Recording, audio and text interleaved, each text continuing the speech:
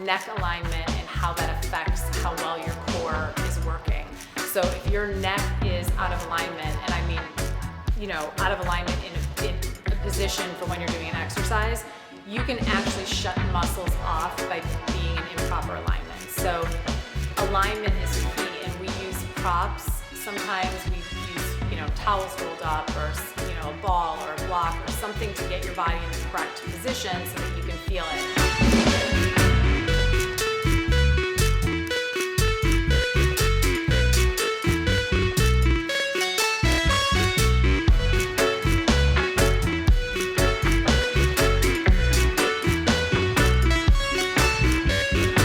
Pilates works as a complement to what athletes are doing, right? Everything we do in here is meant to be either active recovery or reconditioning or rehab, or now they call it prehab, so to prevent injuries. But it's one component of a bigger, well-rounded program.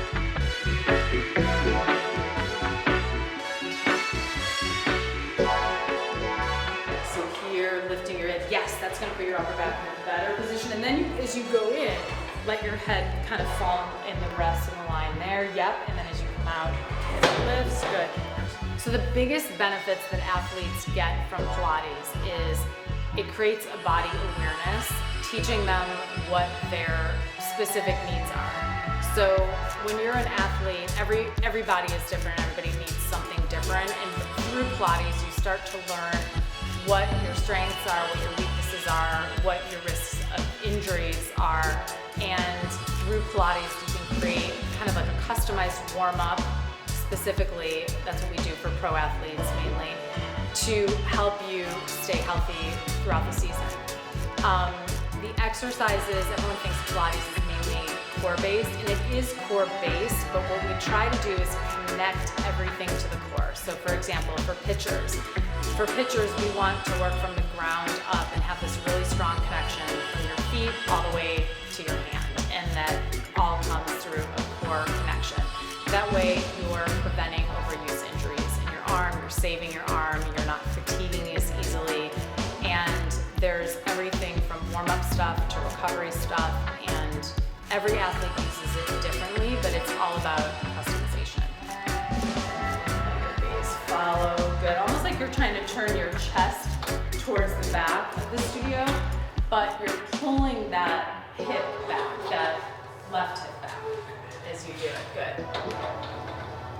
And reaching through, this is the last one, I think. So, inhale, chin to chest.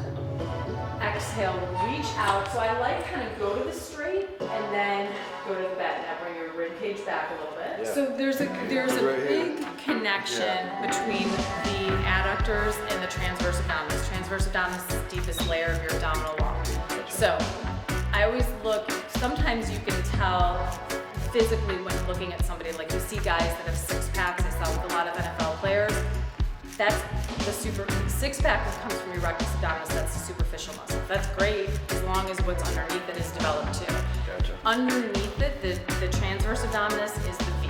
Okay, so everybody, like when I talk about everybody knows what the V is. Yeah, the V. That's V. your transverse abdominis. So you'll see that become more defined the more you do these types of exercises.